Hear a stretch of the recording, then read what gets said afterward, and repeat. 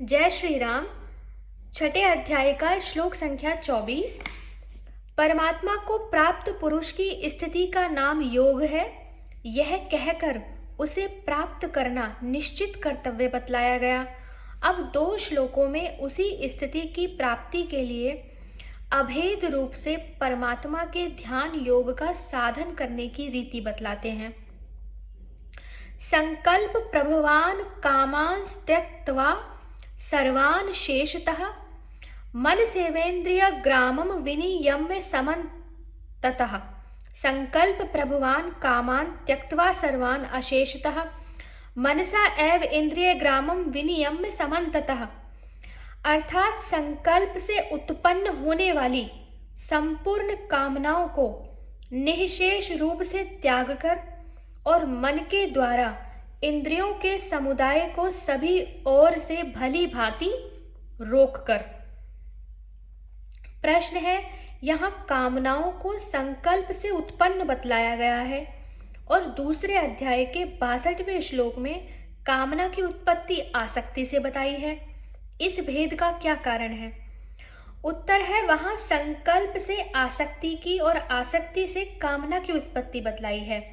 इससे वहां भी मूल कारण संकल्प ही है। अतएव वहां और यहाँ के कथन में कोई भेद नहीं है। प्रश्न है, सब कामनाएं कौन सी हैं और उनका निःशेषतः त्याग क्या है? उत्तर है, इस लोक और परलोक के भोगों की जितनी और जैसी तीव्र मध्य या मंद कामनाएं हैं, यहाँ सर्वान कामान वाक्य उन सभी का बोधक है। इसमें स्पृहा, इच्छा, तृष्णा, आशा, वासना आदि कामना के सभी भेद आ जाते हैं और इस कामना की उत्पत्ति संकल्प से बतलाई गई है, इसलिए आसक्ति भी इसी के अंतर्गत आ जाती है। संपूर्ण कामनाओं के निःशेष रूप से त्याग का अर्थ है किसी भी भोग में किसी प्रकार से भी जरासी वासना, आसक्ति, स्पृहा, इच्छा, लालसा, आशा या तृष्णा न रहने देना। बर्तन में से घी निकाल लेने पर भी जैसे उसमें घी की चिकनाहट शेष रह जाती है, अथवा डिबियों में से कपूर, केसर या कस्तूरी निकाल लेने पर भी जैसे उसमें उनकी गंध रह जाती है, वैसे ही कामनाओं का त्याग कर देने पर भी उसका सूक्ष्म अंश शेष रह जाता है। उस शेष बचे हुए सूक्ष्म अंश का भी त्याग कर देना कामना का निःशेषतः त्याग है। अगला प्रश्न है, मन के द्वारा इंद्रिय समुदाय को भली भांति रोकने का क्या अर्थ है? उत्तर है कि इंद्रियों का स्वभाव ही विषयों में विचरण करना है, परंतु ये किसी विषय को ग्रहण करने में तभी समर्थ होती हैं जब मन इनके साथ रहता है। यदि मन दुर्बल होता है तो ये उसे जबरदस्ती अपने साथ खींचे रखती हैं, परंतु निर्मल और निश्चयात्मिका बुद्धि की सहायता से जब मन को एकाग्र कर लिया जाता है, तब मन का सहयोग न मिलने से ये विषय विचरण में असमर्थ हो जाती हैं। इसलिए 11वें से लेकर 13वें श्लोक के वर्णन के अनुसार ध्यान योग के साधन के लिए आसन पर बैठकर योगी को यह चाहिए कि वह विवेक और वैराग्य की सहायता से मन के द्वारा समस्त इंद्रियों को संपूर्ण बाह्य विषयों से सब प्रकार से सर्वथा हटा ले। किसी भी इंद्रिय को किसी भी विषय में जरा भी न जाने देकर उन्हें सर्वथा अंतर्मुखी बना ले। यही मन के द्वारा इंद्रिय समुदाय का भली भांति रोकना है। श्लोक संख्या 25। शनैः शनैः रूप रमेद बुधया धृति ग्रहीतया आत्म संस्थम मनः कृत्वा न किंचिदपि चिंतयेत। शनैः शनैः क्रम क्रम से, अर्थात क्रम क्रम से अभ्यास करता हुआ उपरति को प्राप्त हो तथा धैर्य युक्त बुद्धि के द्वारा मन को परमात्मा में स्थित करके परमात्मा के सिवा और कुछ भी चिंतन न करे। प्रश्न है, शनैः शनैः उपरति को प्राप्त होना तथा धैर्य युक्त बुद्धि के द्वारा मन को परमात्मा में स्थित करना क्या है? उत्तर है कि पिछले श्लोक में मन के द्वारा इंद्रियों को बाह्य विषयों से सर्वथा हटा लेने की बात कही गई है, परंतु जब तक मन विषयों का चिंतन करता है तब तक न तो वह परमात्मा में अच्छी तरह एकाग्र हो सकता है और न वह इंद्रियों को भली भांति विषयों से खींच ही सकता है। विषय चिंतन करना मन का अनादिकाल का अभ्यास है। उसे चिर अभ्यस्त विषय चिंतन से हटाकर परमात्मा में लगाना है। मन का यह स्वभाव है कि उसका जिस वस्तु में लगने का अभ्यास हो जाता है वह उसमें तदाकार हो जाता है, उससे सहज ही हटना नहीं चाहता। उसको हटाने का उपाय है पहले के अभ्यास से विरुद्ध नया तीव्र अभ्यास करना और कभी न ऊबने वाली, लक्ष्य के निश्चय पर दृढ़ता से डटी रहने वाली, धीरज भरी बुद्धि के द्वारा उसे फुसलाकर, डांटकर, रोककर, समझाकर नए अभ्यास में लगाना। धीरज छोड़ देने से या जल्दी करने से काम नहीं चलता।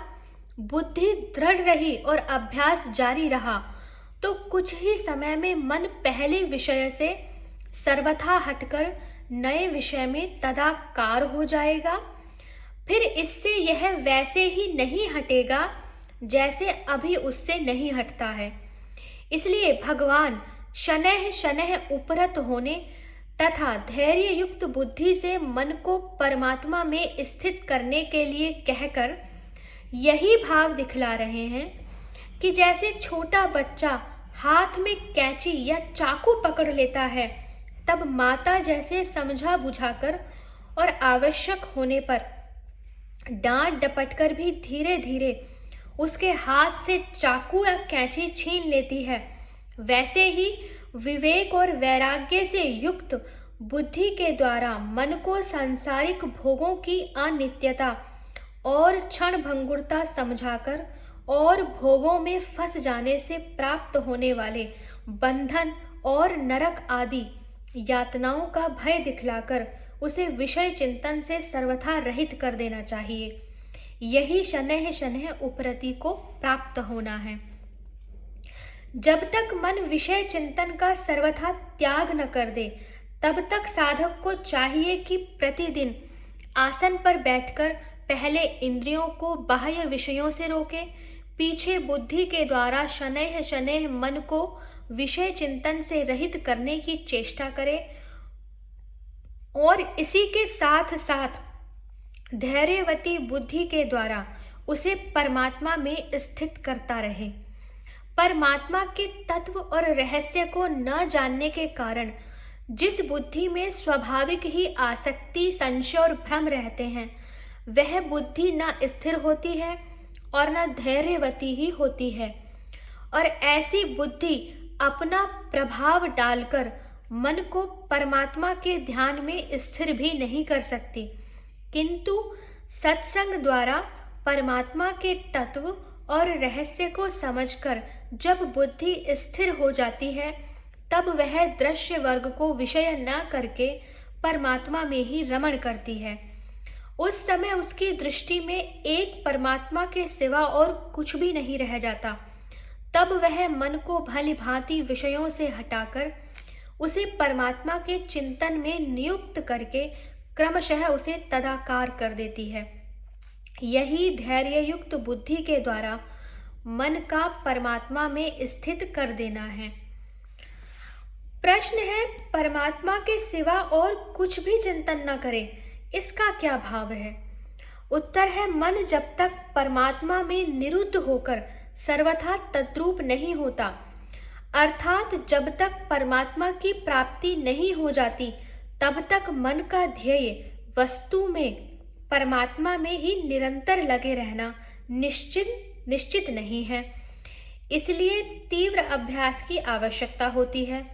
अतएव भगवान का यहाँ यह भाव प्रतीत होता है कि साधक जब ध्यान करने बैठे और अभ्यास के द्वारा जब उसका मन परमात्मा में स्थिर हो जाए, तब फिर ऐसा सावधान रहे कि जिसमें मन एक क्षण के लिए भी परमात्मा से हटकर दूसरे विषय में न जा सके।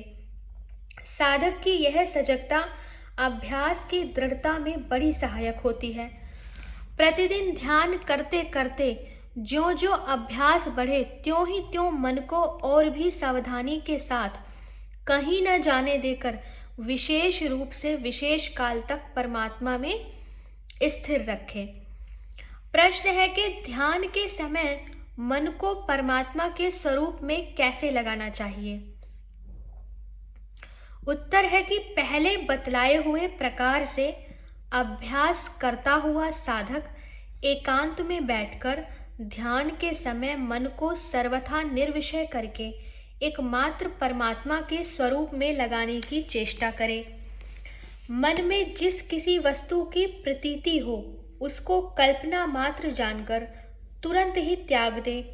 इस प्रकार चित्त में स्फुरित वस्तु मात्र का त्याग करके क्रमशः शरीर, इंद्रिय, मन और बुद्धि की सत्ता का भी त्याग कर दे। सबका अभाव करते करते जब समस्त दृश्य पदार्थ चित्त से निकल जाएंगे तब सबके अभाव का निश्चय करने वाली एकमात्र वृत्ति रह जाएगी। यह वृत्ति शुभ और शुद्ध है, परंतु दृढ़ धारणा के द्वारा इसका भी बाध करना चाहिए, या समस्त दृश्य प्रपंच का अभाव हो जाने के बाद यह अपने आप ही शांत हो जाएगी। इसके बाद जो कुछ बच रहता है वही अचिंत्य तत्व है। वह केवल है और समस्त उपाधियों से रहित अकेला ही परिपूर्ण है। उसका न कोई वर्णन कर सकता है न चिंतन। अतएव इस प्रकार दृश्य प्रपंच और शरीर, इंद्रिय, मन, बुद्धि और अहंकार का अभाव करके, अभाव करने वाली वृत्ति का भी अभाव करके अचिंत्य तत्व में स्थित होने की चेष्टा करनी चाहिए।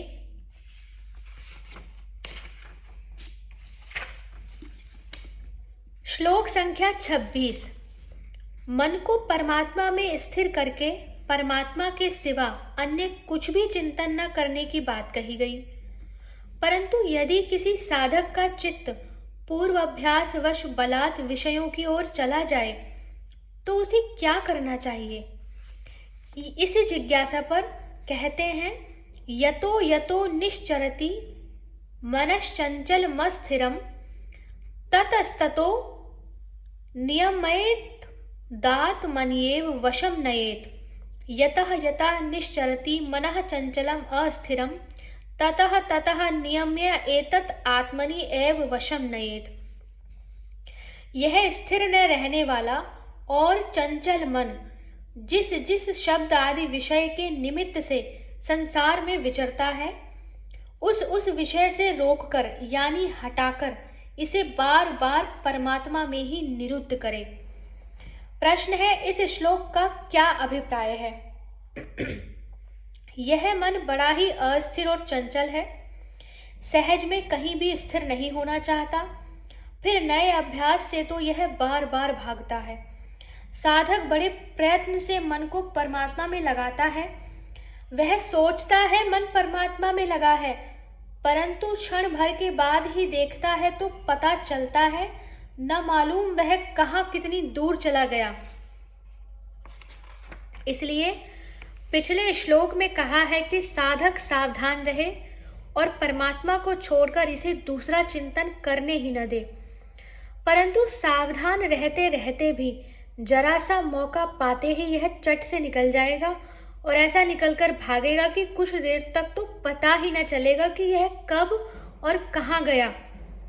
परमात्मा को छोड़कर विषयों की ओर भागकर जाने में अज्ञान तो असली कारण है ही, जिससे मोहित होकर यह आनंद और शांति के अनंत समुद्र सच्चिदानंद घन परमात्मा को छोड़कर अनित्य, क्षणभंगुर और दुखजनक विषयों में दौड़ दौड़ कर जाता है और उनमें रमता है।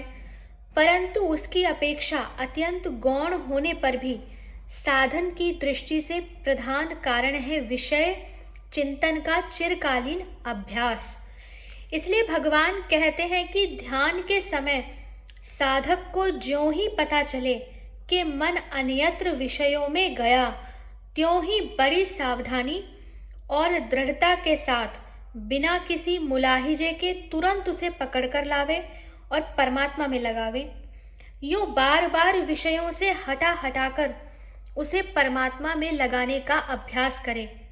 मन चाहे हजार अनुनय विनय करे, चाहे जैसी खुशामद करे और चाहे जितना लोभ प्रेम डर दिखावे, उसकी एक भी न सुने।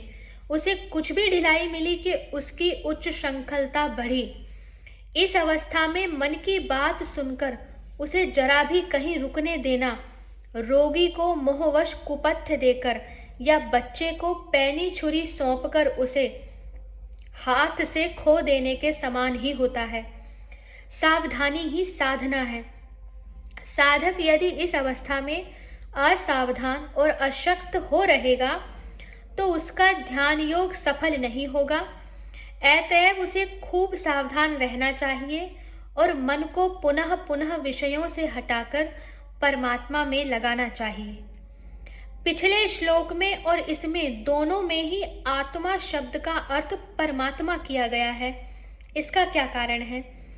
उत्तर है कि यहाँ आत्मा और परमात्मा के अभेद का प्रकरण है। इसी बात को स्पष्ट करने के लिए आत्मा शब्द का अर्थ परमात्मा किया गया है। श्लोक संख्या 27 से आगे के वीडियो में हम इस ज्ञान यज्ञ को जारी रखेंगे। हरे कृष्णा।